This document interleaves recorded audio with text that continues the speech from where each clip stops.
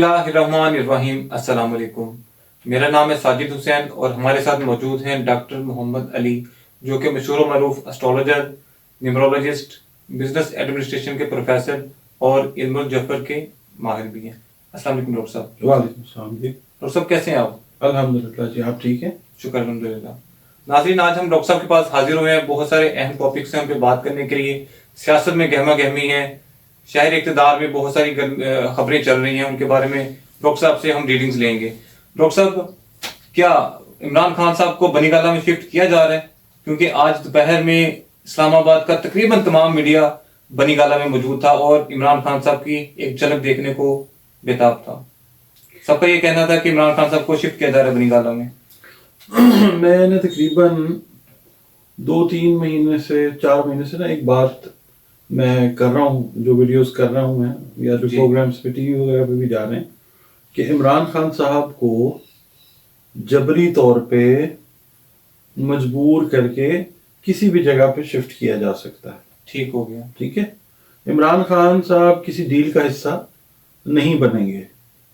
ان کو بنی گالہ بھیج دیں یا ان کو کسی ایسی جگہ بھیج دیں کہ جب عمران خان کی آنکھ کھلے تو عمران خان کہے کہ میں بھائی کدھر آ گیا ہوں، ٹھیک ہے۔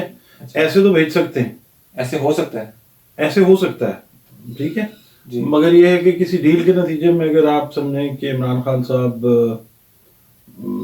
مطلب اڈیالہ جیل سے کہیں ایک قدم باہر بھی نکال دیں گے تو ایسا نہیں ہوگا، کیونکہ ڈیل والا جو ستارہ یا سیارہ ہے وہ نہیں ہے ان کے ذائچے میں۔ اس وقت اگر میں ذائچہ ان کا پڑھتا ہوں نا تو ایسی کوئی بات نہیں ہے۔ ہاں، یہ زور زبردستی تو آپ کو پتہ چل رہی ہے تو وہ کیا جا سکتا ہے۔ اور ڈاکٹر صاحب، خبریں بھی یہی آ رہی تھی کہ تاثر یہ دیا جائے گا کہ عمران خان صاحب کو جو بنی گالہ میں شفٹ کیا گیا ہے ان کی ڈیل ہو گئی ہے، جس کے نتیجے میں وہ یہاں پر آ گئے ہیں۔ میں آپ کو بھی بتا رہا ہوں کہ ان کی جو پولیٹیکل جو آنر ہے، جی، ویسے بھی جو لوگ ان کی عزت کرتے ہیں، پیار کرتے ہیں، اس کو سٹیک پہ لگانے کے لیے دیکھیں کیا کیا ان کے ساتھ نہیں کیا جا رہا۔ اس میں اگر یہ بھی چیز ہو جائے گی تو ایک اضافہ اور صحیح، وہ کہتے ہیں نا داغ ہیں 100 دامن پہ تمہارے، ایک اضافہ اور صحیح، تو بھائی یہ بھی کر لیں تو ہو سکتا ہے، کیونکہ زور زبردستی جبر والا معاملہ جو ہے، pressure, Emmons pressure Imran Khan کے اوپر تو ضرور ہے، ذائچے کے حساب سے جو نظر آتا۔ ٹھیک ہو گیا۔ ڈاکٹر صاحب، عمران خان صاحب نے اپنے پاس جو کارڈز ہیں وہ بڑے چھپا کے رکھے ہوئے ہیں، آہستہ آہستہ کچھ دنوں کے بعد وہ ایک ایک کر کے کارڈ شو کرتے ہیں۔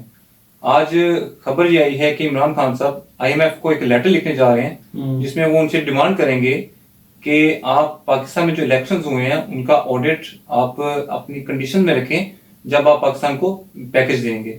تو آپ کیا سمجھتے ہیں کہ عمران خان صاحب کو یا PTI کو اس چیز کا فائدہ ہوگا، اور کیا ایسا پاسبل ہے کہ وہ لیٹر لکھ دیں؟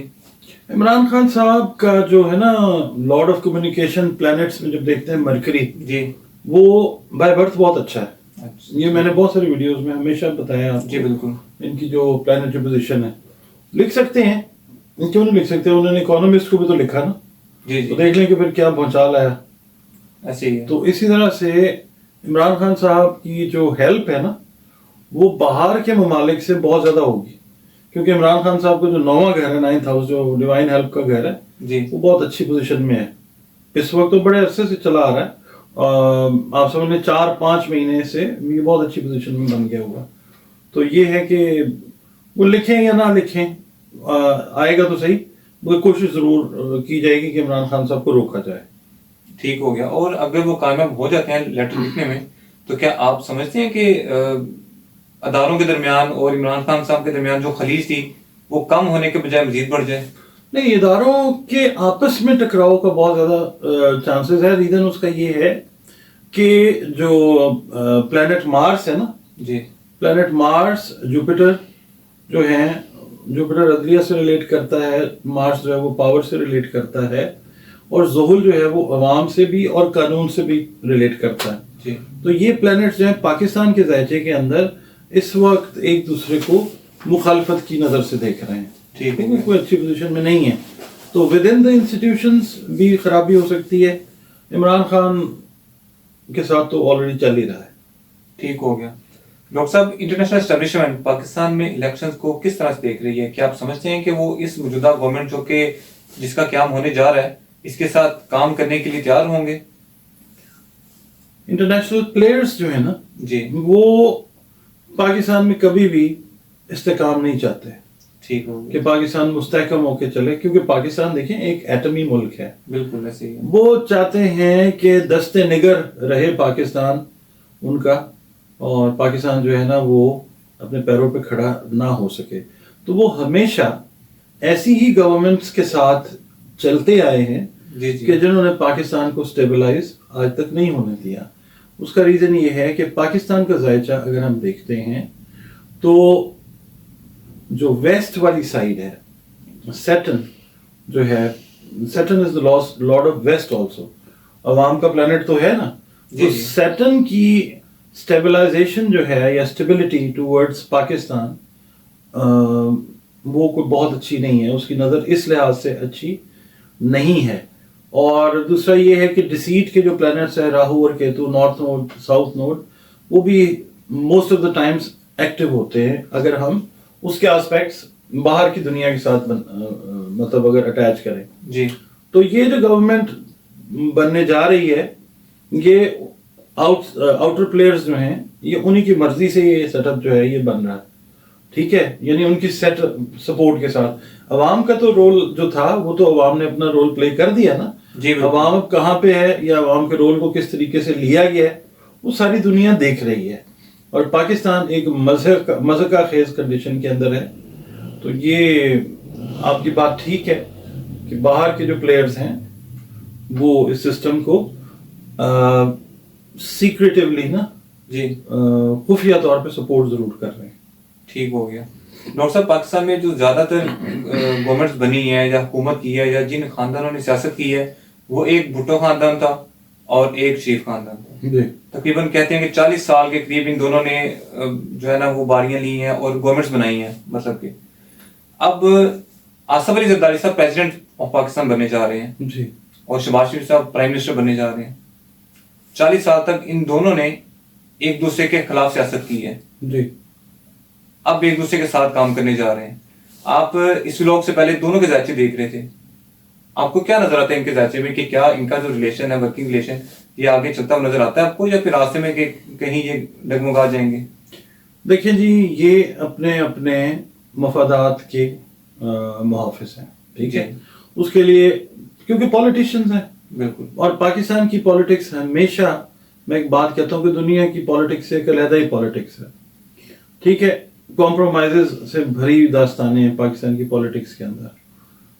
اور یہ اب سے نہیں ہے، یہ جب سے آلموسٹ پاکستان بنا ہے یہ تب سے ہی ہے. تو یہ لوگ اب آ گئے ہیں. پہلے بھی آپ کو پتا ہے کہ محترم زرداری صاحب جو ہیں 2008 میں بھی صدر تھے پاکستان کے. اور اس وقت پاکستان نے ایک طویل عرصے کی لوڈ شیڈنگ کا جو تھا دورانیہ وہ بھی دیکھا اور بھی بڑا کچھ دیکھا پاکستان نے. تو اس وقت بھی یہ لوگ موجود تھے، شریف برادران بھی. تو اس وقت کیا ہو گیا، پاکستان کون سا مطلب سونا اگلنا شروع ہو گیا، یا جو اگل بھی رہا تھا تو وہ آج سونا کدھر ہے. ٹھیک ہے، یہ سارا کچھ جو ہے یہ ویسے ہی چلے گا اور تھوڑا عرصے چلے گا. اب یہ پاکستان جو ہے کروٹ لے چکا ہوا ہے. تو یہ ساتھ ملیں نہ ملیں، آپ نے دیکھا نہیں ہے کہ الیکشنز ہونے سے ایک دن پہلے تک مناظرے کے چیلنجز ہو رہے تھے. یہ ہو رہا تھا، وہ ہو رہا تھا. کبھی گھسیٹنے کی باتیں ہوتی تھیں، کبھی خدا نہ خواستہ پیٹ پھاڑ کے پیسے نکالنے کی باتیں ہوتی تھیں. بالکل ایسے ہی. بس پھر اس کے اوپر اب کیا جواب آپ کو دوں، سامنے ہی ہے. اس میں ذائچہ پڑھنے کی تو کوئی ضرورت نہیں ہے، آگے بھی ایسے ہی ہے. لیکن ڈاکٹر صاحب پیپلز پارٹی کی بہت خواہش تھی کہ پی ٹی ایم سے بات کرے اور کسی نہ کسی طریقے سے پی ٹی آئی جی. اور یہ تو آن دا کیمرہ بھی انہوں نے بات کی ہوئی ہے، اسٹیٹمنٹ دی ہوئی ہے کہ ہم نے کوشش کی کہ پی ٹی آئی کی بات چیت کرے، لیکن خود بات خان صاحب نہیں کرنا چاہے تو پھر ہمارے پاس کوئی آپشن نہیں تھی. تو پھر تو ہمارا ہی مینڈیٹ بنتا ہے نون لیگ کے ساتھ مل کے ہم نے گورنمنٹ بنانی ہی تھی. میں نے آپ سے عرض کیا نا کہ خان صاحب کا معاملہ ہے کہ خان صاحب ڈیل نہیں کریں گے. جی، یعنی کہ پریشر بھی آ رہا ہوگا نا اگر کہ کریں تو وہ نہیں کریں گے. ان کی مجبوری ہے کہ ان کا جو خمیر ہے نا وہ ایسے میٹیریل والا ہے کہ وہ ڈیل والی طرف جائیں گے نہیں. ہاں، जेल में रहने से ये फर्क जरूर पड़ा है कि खान साहब के नजरियात में कुछ चेंजेस ऐसी आई हैं कि वो पॉलिटिकल ग्राउंड्स को दोबारा से ना उसको रीअरेंज करेंगे जरूर, और छोटी छोटी एफिलिएशन जो हैं वो जरूर करेंगे।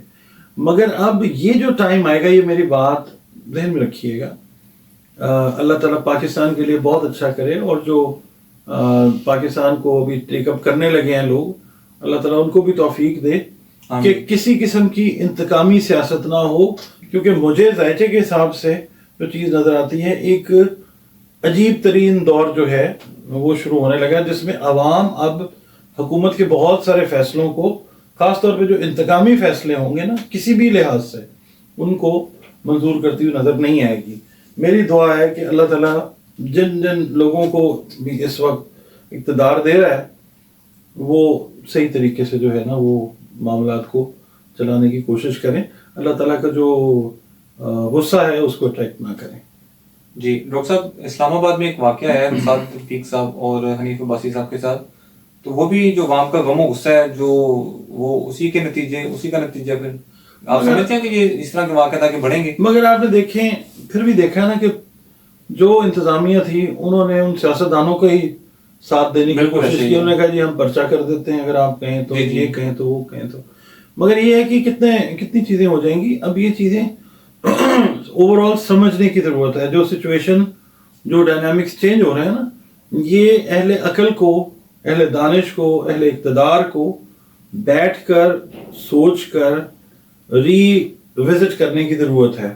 क्योंकि अब अवाम जो है वो बिल्कुल और रुख इख्तियार कर चुके हैं। ठीक, उन्होंने अपना जो डिसीजन दिया है वो वोट्स की शक्ल में उन्होंने दे दिया है। तो ये समझने वालों को समझ लेना चाहिए ना कि बात किस तरफ अब जाएगी, ये प्रोवोक ना करें किसी को। ठीक हो गया डॉक्टर साहब, मैंने अभी आपसे डिस्कस करना है मरियम नवाज साहिबा के ज़ायचे के बारे में। उससे पहले आप काइंडली हमारे नाज़रीन को ये बताएं कि अगर कोई व्यूअर हमारा आपसे ज़ायचा बनवाना चाहता है तो उसका क्या तरीका है, थोड़ा सा गाइड कर दें प्लीज। उसका तरीका ये है जी कि नंबर्स जो आ रहे हैं स्क्रीन के ऊपर, इन पे इन पे कॉल करें, अपॉइंटमेंट जो है अपनी वो बुक करें, जो कंसल्टेशन फ़ी है वो कर देते हैं पे। उसके बाद कंसल्टेशन का सेशन जो है वो जायचा है, रंग रोशनी, खुशबू, कुरान करीम से कोई आपको रेमेडी रिक्वायर्ड है, वो सारा कुछ जो है वो इस तरीके से हो जाता है। चलिए ठीक हो गया। अच्छा डॉक्टर साहब, इस प्रोग्राम का लास्ट क्वेश्चन आपसे। जी प्लीज। कमिश्नर रावलपिंडी, उन्होंने एक बयान दिया था कि जो पिंडी में इलेक्शंस हुए हैं उनमें 60-70 हजार की लीड से लोग जीत रहे थे और हमने उनको हरवा दिया, और जो हारे थे उनको जितवा दिया। आज उनकी एक स्टेटमेंट आई है, उनको अरेस्ट कर लिया गया था। तो गिरफ्तारी के दौरान ही आज उनकी एक स्टेटमेंट आई है कि मैंने जो बयान दिया था वो सरासर गलत था, झूठ पे मबनी था। मेरी कुछ पीटीआई के रहनुमा से मुलाकात हुई थी तो उनके कहने पर मैंने ये बयान दिया था। तो आप किस तरह से इसको देखते हैं? मैं इसको इस तरह से देखता हूँ कि पाकिस्तान के इंतजामी उमूर से रिलेटेड जो लोग हैं वो इतने बासलाहियत लोग हैं कि वो हाथी को चूहा बना सकते हैं और चूहे को हाथी बना सकते हैं। बस ये मेरा जवाब। समझ गए होंगे नाज़रीन, मैं क्या कहूँ जी इसके ऊपर। बस जी डॉक्टर साहब, आपके वक्त का बहुत शुक्रिया। लेकिन आज के प्रोग्राम के इख्तिताम से पहले मैं आपको जी फरमाएं। एक बात आपको मैं बता दूं, आने वाले जो दिन है ना जी, वो जो है ना ऊपर जो लोग बैठे हैं जी, उनके लिए जायचे के हिसाब से मुश्किल दिन है। बहुत सारे, ये मैं बार बार वीडियोस में कहता रहा हूँ, इस्तीफे इस्तीफे इस्तीफे। कमिश्नर रावलपिंडी ने जैसे इस्तीफा दिया, आईनी हैसियत वाले जो लोग हैं ना उनके इस्तीफे आपको आते हुए करीब नजर आने वाले हैं। उनमें काफी प्रेशर आ रहा है। जायचा जो है वो बड़ा क्लियर बता रहा है। ठीक हो गया डॉक्टर साहब, आज के प्रोग्राम के इख्तिताम से पहले मैं नाज़रीन को भी और आपको भी एक मुबारकबाद देना चाहूँगा कि नून लीग और पीपी की गवर्नमेंट बनने जा रही है। तो अब इंशाल्लाह ताला 300 यूनिट्स हर घर में फ्री होंगे, कुछ ना कुछ रिलीफ तो मिलेगा हमें इंशाल्लाह, जैसे कि उन्होंने वादा किया था इलेक्शन से पहले। दुआ है अल्लाह ताला से कि वो कर सकें इसको, और पाकिस्तान हमारा जो है वो बेहतरी की तरफ चला जाए।